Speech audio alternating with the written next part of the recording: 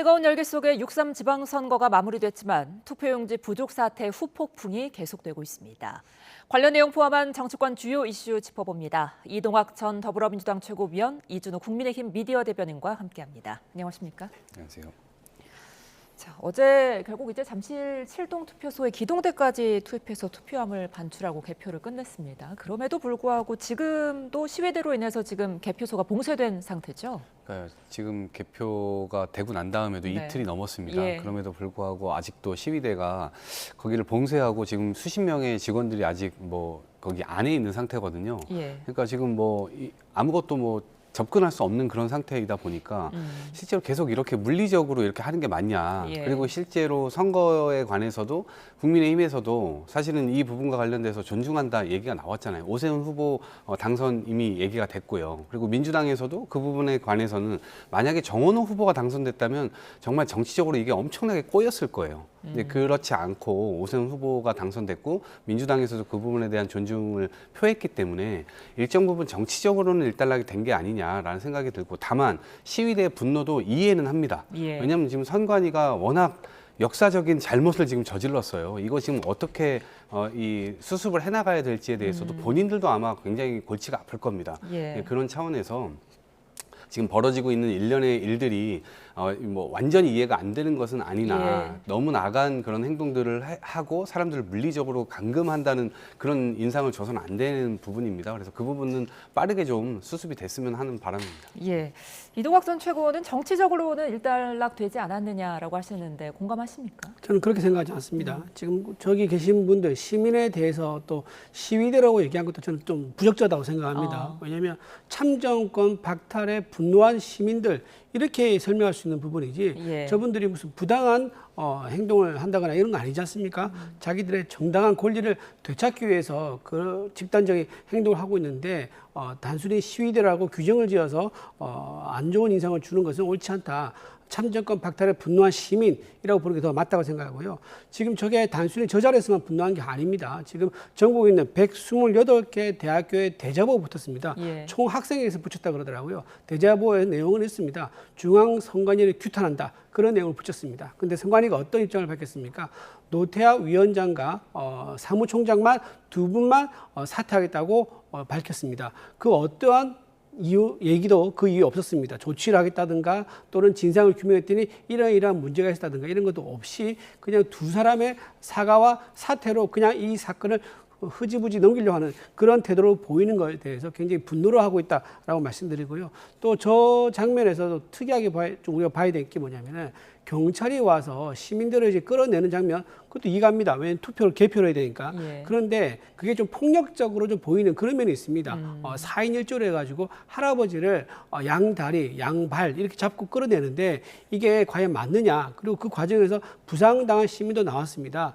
시민의 치안을 책임져야 될 시민의 지팡이가 시민의 몽둥이가 되고 있는 게 아닌가 싶은 생각이 드는데, 이 문제를 해결하기 위해서는 저는 이재명 대통령이 직접 나서서 시민들에게 사과를 하고 사후 조치를 어떻게 하겠다라고 공식적으로 밝히는 정도가 돼야지 이 시민들의 분노가 누르지 않을까 싶습니다. 예, 그러니까 지금 이번 사태가 쉽게 끝날 것 같지는 않아 보이는데 시위대는 또 계속해서 재선거를 요구하고 있단 말이죠. 이 부분은 어떻게 보세요? 시위대에서 시위대라고 지금 얘기를 하겠습니다. 예. 시위대에서 주장하고 있는 바는 제가 이해 못하는 바 아닙니다. 예. 한 표라도 당연히 오염돼서는 안 되는 것이고 선거관리위가 철저하게 돼야 된다는 것은 여야 공이 다 인정하는 것이고, 지금 말씀 주신 참정권 차원에서도 내 한 표를 성스럽게 행사를 했는데 그 한 표가 오염됐다라고 하면 과연 누가 앞으로 투표를 하겠습니까? 그러니까 신뢰에 대한 문제이기 때문에 이 부분에 대한 수습이 굉장히 중요하다라고 생각을 하는데, 그럼에도 불구하고 법과 원칙을 이미 정해놨었잖아요. 네. 이 공직선거법 198조 거기에 따르면 천재지변이라든가 이런 것에 의한다면 재선거를 할 수 있고, 또 2항에 보면 이 선거의 어떤 당락이라든가 이런 부분들을 영향을 미칠 수 있는 수준이냐 아니냐 이런 부분들을 좀 판단하게 되어 있습니다. 그래서 법과 원칙대로 안정적으로 그렇게 나와 있는 대로 적용하는 것이 좋다 이렇게 생각하고요. 다만 지금 국민의힘이 여기에 지금 예를 들면 황교안 후보라든가 아니면 전한계 씨라든가 기존의 부정선거 세력하고 이게 약간 뒤범벅이 좀 돼 있습니다. 그래서 기존에 부정선거를 외치셨던 분들하고 이번에 벌어진 부실선거하고는 일종의 약간 선이 좀 그어지는 것이 좀 필요하다. 그래서 달리 좀 대응하는 것들이 좀 필요하다는 생각인데 오히려 집권 여당의 국회의원들이 혹은 장동혁 대표가 사실은 이 선거 결과로 인해서 지금 퇴진했어야 되는 그런 상황인데 지금 퇴진을 안 하기 위해서 오히려 이걸 정치적으로 활용하고 있는 거 아니냐라는 생각이 들고 민주당 역시도 그런 부분들과는 상관없이 지금 선관위의 엄청난 문제, 노태학 위원장이라든지 본부장이라든지 이들 높은 사람들만의 어떤 사태로 이것이 끝날 수 있다고 생각하지 않습니다. 예. 국정조사라든지 당연히 철저하게 이 재발 방지 혹은 정말 저는 해체 수준의 이 개혁까지도 필요하다라고 생각하고 있기 때문에 그 부분까지도 결국은 정치권에서 손을 댈 수밖에 없다 이렇게 생각합니다. 예. 방금 말씀하신 것 중에서 이제 장동혁 대표가 본인의 어떤 정치적 위기를 덮기 위해서 지금 이 문제에 대해 집중하고 있는 거 아니냐 이런 취지의 말씀하신 것 같아요. 근데 그건 굉장히 좀 부적절한 말이라고 생각됩니다. 헌법이 유린되고 참정권이 침탈됐는데 그걸 덮어두고 본인 정치적 어떤 생명을 위한 생명력을 유지하기 위한 그런 정치 활동을 해야 된다 그런 얘기인가요? 저는 국가의 근간인 선거제도가 무너지는 이런 초유의 상황 속에서도 본인의 어떤 정치적 개인적인 이유, 개인적 활동 이런 거에 더 몰두해야 된다 이런 취지의 말씀하신 것 같아서 매우 부적절하다.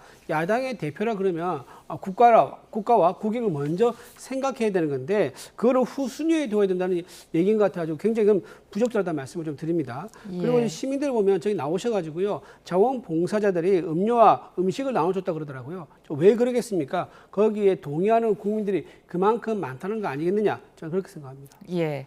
그러니까 앞서 뭐 이준우 대변인도 말씀하셨고 그리고 오세훈 시장도 대통령 책임론까지 이야기를 했는데 이 부분은 어떻게 보세요? 그건 좀 너무 나간 주장 아닐까요? 선관위를 대통령이 운영하는 게 아니잖아요. 그러니까 오히려 대법원이 지금 운영한다고 봐야 되지 않나요? 지역 법원이라든가 이런 데서 법원장들이 대부분 다 선거관리위원장을 하고 있습니다. 근데 우리나라는 상권 분립이잖아요.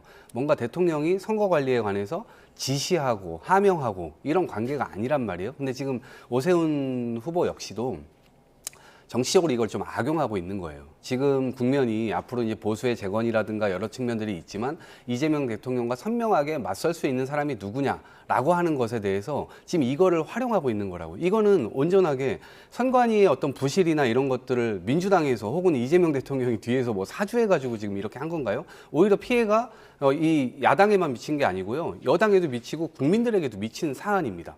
이 사안을 가지고 대통령을 공격한다라고 하는 것은 정치적으로 그냥 본인들의 어떤 이 세를 올리기 위한 그러한 수단으로 지금 악용하고 있다라고 생각합니다. 예.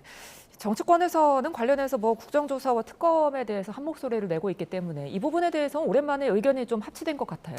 여기서는 이제 민주당에서 이견을 낼 수가 없겠죠. 만약에 이 상황에 대해서 선관위 감싸는 이제 행동을 한다 그러면 사람들이 선거 부실 선거가 아니라 부정 선거라는 의심하기 시작할 겁니다. 예. 지금까지는 선거에 대해서 부실하다, 문제가 많다, 소쿠리라든가 또는 이제 비닐봉투라든가 이렇게 해서 투표용지를 옮기는 이런 문제가 나오면서 이게 무슨 선관위냐라는 얘기가 나왔지 않습니까? 그 때문에 부실 선거에 대해서 많은 국민들이 인식하고 공감을 하고 있는데 이 상황에서 민주당이 만약 선관위 감싼다 그러면 민주당과 선관위가 한 몸으로 움직이는구나. 그러면 조직적인 부정선거가 있을 수도 있겠다는 그런 오해를 살 수 있을 거예요. 그렇기 때문에 민주당은 선관위 개혁에 대해서는 이견을 낼 수가 없을 것이다. 다만 저는 이렇게 단순하게 누구 물러나고 이런 정도의 어떤 개혁이 아니라 완전 해체. 이미 민주당에서는 검찰을 해체한 적이 있지 않습니까? 선관위도 해체가 가능할 거라고 봅니다. 선관위를 해체한 수준의 개혁을 해야지 국민들이 납득할 수 있을 것이다. 그래 봅니다. 예, 그러니까 계속해서 선관위 구성의 구조적인 문제도 지적이 나오고 있어요. 지금 대법관이 선관위원장을 겸직하고 있고 선관위원 9명 중에 8명이나 지금 비상임위원이거든요.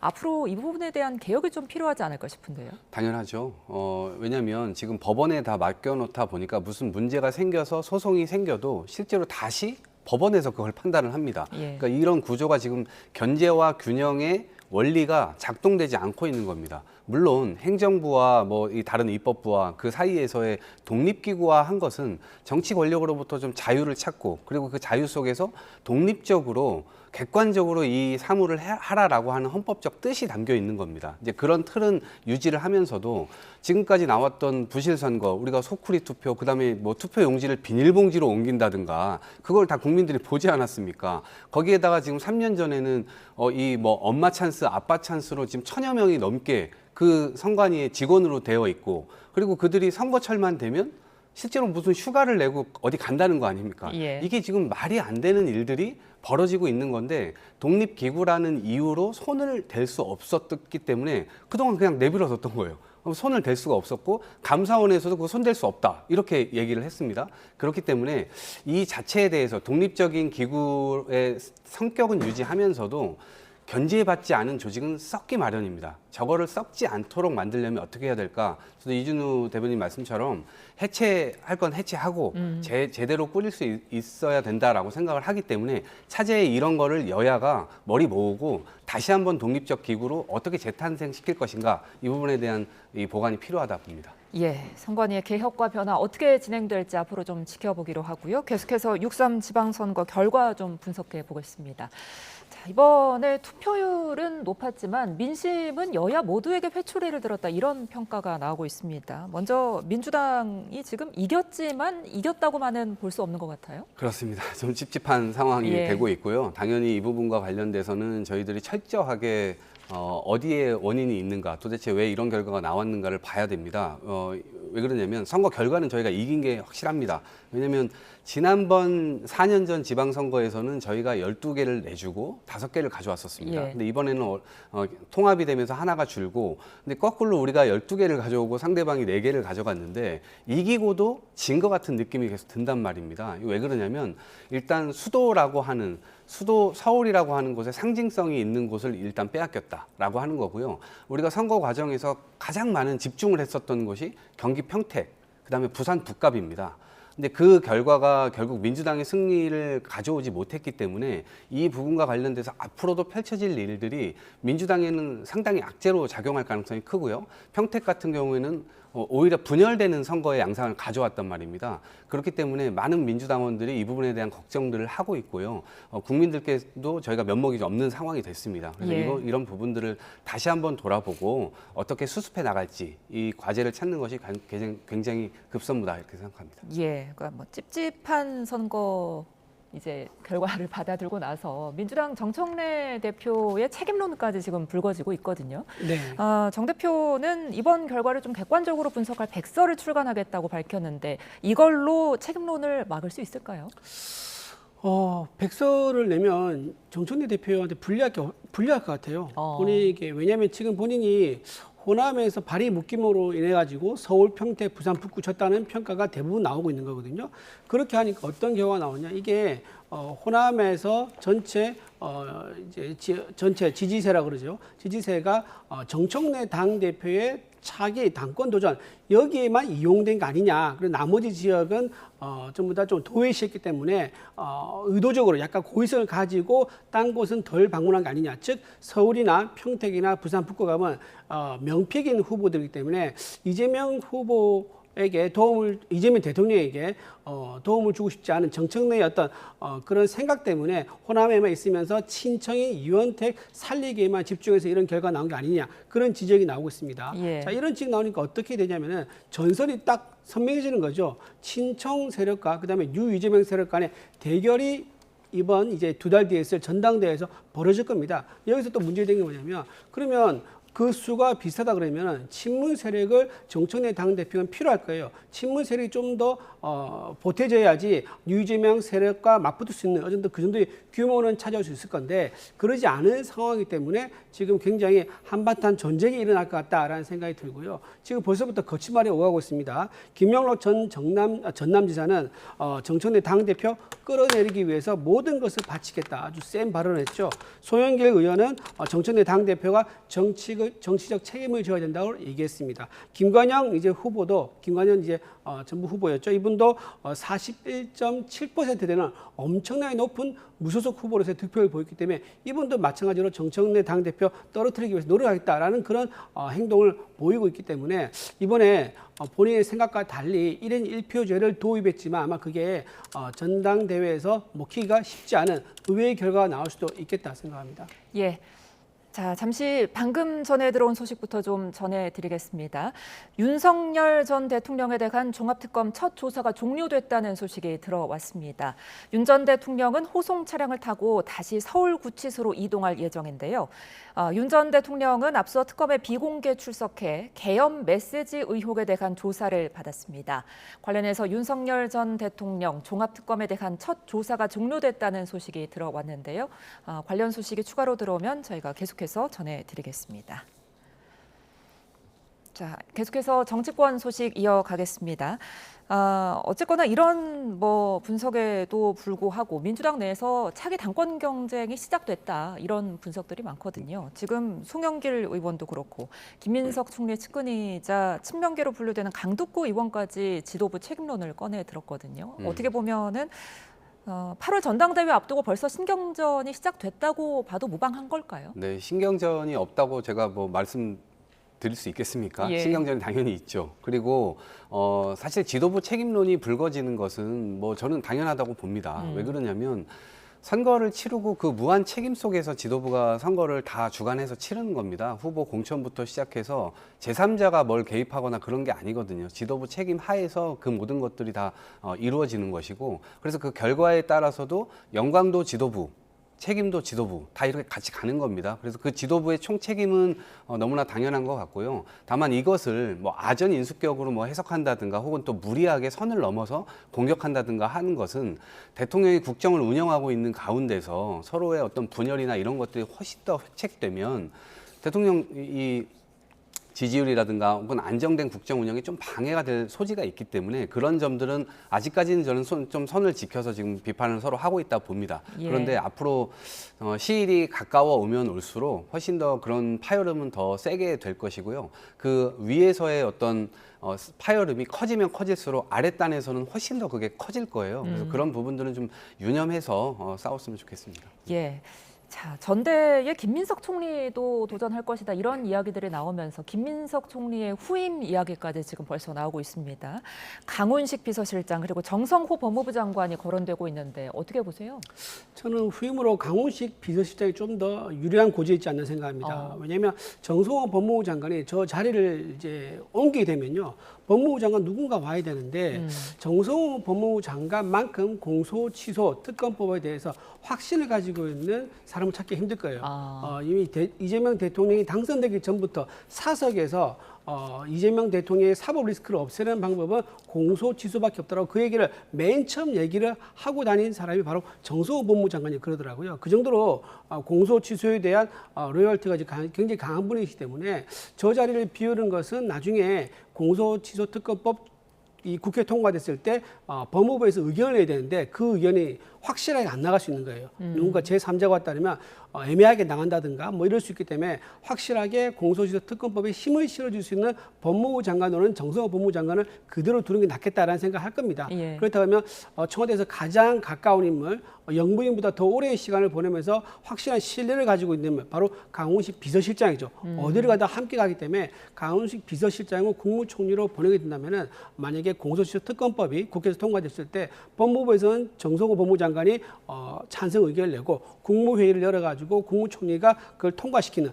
이런 필요성이 있기 때문에 제가 보기에 강훈식 비서실장은 국무총리를 밀지 않을까 싶습니다. 예, 이동학 전 최고도 공감하십니까? 어떻게 보세요? 전 누가 돼도 사실 이상하지 않은 상황이라고 봅니다. 대통령의 신뢰는 당연히 받는 것이고요. 또 국민들께서도 아마 대통령과의 관계라든가 아니면 저분들이 일을 하고 있는 스타일 혹은 지금 역량 이런 것들은 아마 의심할 여지가 없다 이렇게 생각을 하고요. 국무총리의 역할 자체가 내각 전체를 다 통할해야 되고 그다음에 대통령의 어떤 뭐 명의라든가 혹은 국정 기조가 있다면 그것을 각 부처에서 다 일이 되도록 만드는 일이잖아요. 예. 근데 그런 총리의 중요한 역할로 봤을 때도 지금 저 세 분 중에 누가 돼도 상관은 없다 이렇게 이제 생각을 하고요. 다만 이제 이것이 정치적으로 또 해석되거나 혹은 지금 야당에서 이야기하는 것처럼 뭔가 특정 어떤 목적을 가지고 국무총리가 선임되거나 그러진 않을 겁니다. 왜냐하면 어차피 또 청문회라고 하는 자리에서 그 모든 것들이 다 논쟁이 될 것이고 또 그 수습해가는 과정이 있을 텐데 그런 어떤 하나의 목적을 가지고 총리를 선임할 거다 그렇진 않습니다. 이재명 대통령 스스로가 이 5천만의 시간을 지금 1분 1초를 그렇게 이제 보내고 있다라고 이제 말씀을 많이 하셨는데 중요성을 누구보다도 잘 알고 있고 또 국정을 성공적으로 마칠 때 국민들의 좋은 평가도 있을 수 있다 보기 때문에 그런 부분에 있어서는 좀 사감이 작용되거나 그러진 않을 거다 이렇게 봅니다. 알겠습니다. 계속해서 지방선거 성적표 이야기 좀 더 이어가 보겠습니다. 국민의힘 상황은 조금 민주당보다 더 복잡해 보이기도 한데 지금 당내 분위기 어떻습니까? 당에서는 지금 선방했다 이런 얘기가 일단 좀 더 많은 것 같습니다. 물론 이제 장동혁 대표에게 사퇴를 요구하는 목소리도 있습니다. 근데 그 사퇴의 목소리가 이번 선거 결과에 따른 책임을 묻는 그런 목소리가 아니라 예. 원래 장동혁 대표의 지도부가 출범했을 때부터 있던 사퇴 요구가 있었습니다.